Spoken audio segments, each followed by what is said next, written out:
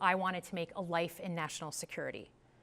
I was recruited by the CIA and did 3 tours in Iraq alongside the military.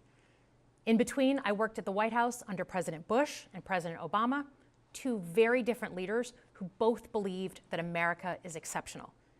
You can find that same sense of patriotism here in Wyandotte, Michigan, where I'm speaking from tonight. It's a working class town just south of Detroit. President Trump and I both won here in November.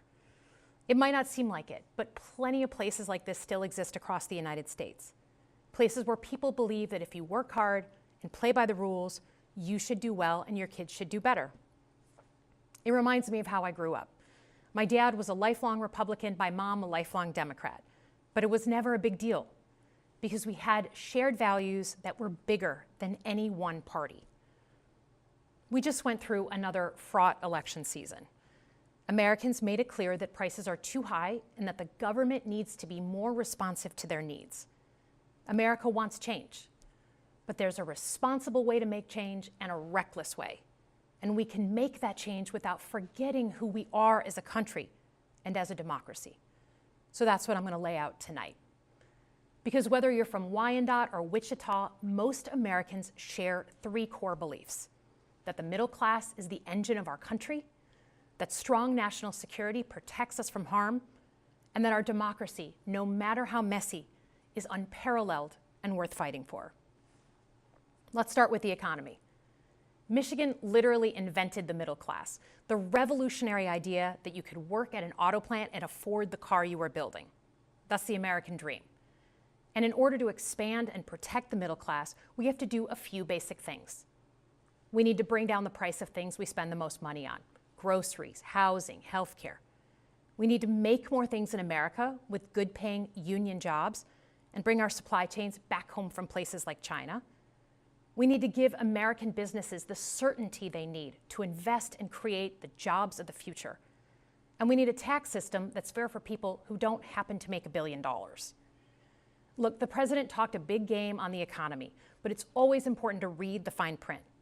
So, do his plans actually help Americans get ahead? Not even close. President Trump is trying to deliver an unprecedented giveaway to his billionaire friends. He's on the hunt to find trillions of dollars to pass along to the wealthiest in America. And to do that, he's going to make you pay in every part of your life. Grocery and home prices are going up, not down, and he hasn't laid out a credible plan to deal with either of those. His tariffs on allies like Canada will raise prices on energy, lumber, and cars, and start a trade war that will hurt manufacturing and farmers. Your premiums and prescriptions will cost more because the math on his proposals doesn't work without going after your health care. Meanwhile, for those keeping score, the national debt is going up, not down. And if he's not careful, he could walk us right into a recession. And one more thing. In order to pay for his plan, he could very well come after your retirement, the Social Security, Medicare, and VA benefits you worked your whole life to earn. The president claims he won't, but Elon Musk just called Social Security the biggest Ponzi scheme of all time.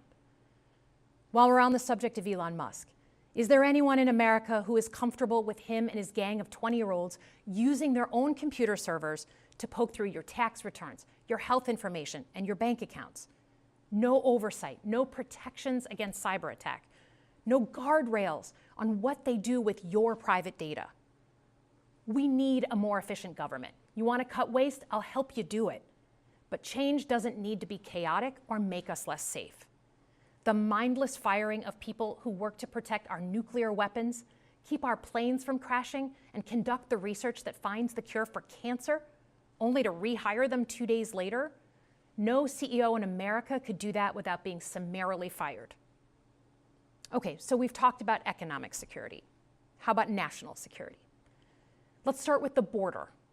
As someone who spent my whole career protecting our homeland, every country deserves to know who and what is coming across its border, period. Democrats and Republicans should all be for that.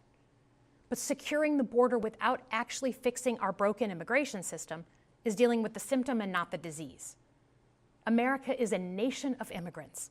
We need a functional system keyed to the needs of our economy that allows vetted people to come and work here legally. So I look forward to the president's plan on that. Because here's the thing, today's world is deeply interconnected. Migration, cyber threats, AI, environmental destruction, terrorism. One nation cannot face these issues alone. We need friends in all corners, and our safety depends on it. President Trump loves to say peace through strength. That's actually a line he stole from Ronald Reagan. But let me tell you, after the spectacle that just took place in the Oval Office last week, Reagan must be rolling in his grave. We all want an end to the war in Ukraine, but Reagan understood that true strength required America to combine our military and economic might with moral clarity. And that scene in the Oval Office wasn't just a bad episode of reality TV. It summed up Trump's whole approach to the world. He believes in cozying up to dictators like Vladimir Putin and kicking our friends like the Canadians in the teeth. He sees American leadership as merely a series of real estate transactions. As a Cold War kid, I'm thankful it was Reagan and not Trump in office in the 1980s. Trump would have lost us the Cold War. Donald Trump's actions suggest that in his heart, he doesn't believe we're an exceptional nation. He clearly doesn't think we should lead the world. Look, America is not perfect, but I stand with the majority of Americans who believe we are still exceptional, unparalleled.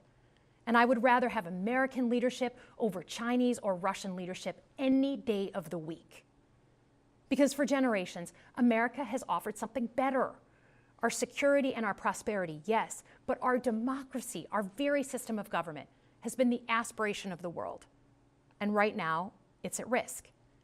It's at risk when the president decides you can pick and choose what rules you want to follow, when he ignores court orders and the Constitution itself, or when elected leaders stand by and just let it happen. But it's also at risk when the president pits Americans against each other, when he demonizes those who are different and tells certain people they shouldn't be included.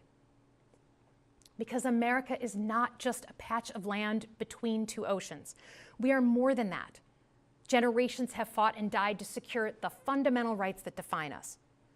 Those rights and the fight for them make us who we are. We're a nation of strivers, risk takers, innovators, and we are never satisfied. That is America's superpower. And look, I've lived and worked in many countries. I've seen democracies flicker out. I've seen what life is like when a government is rigged.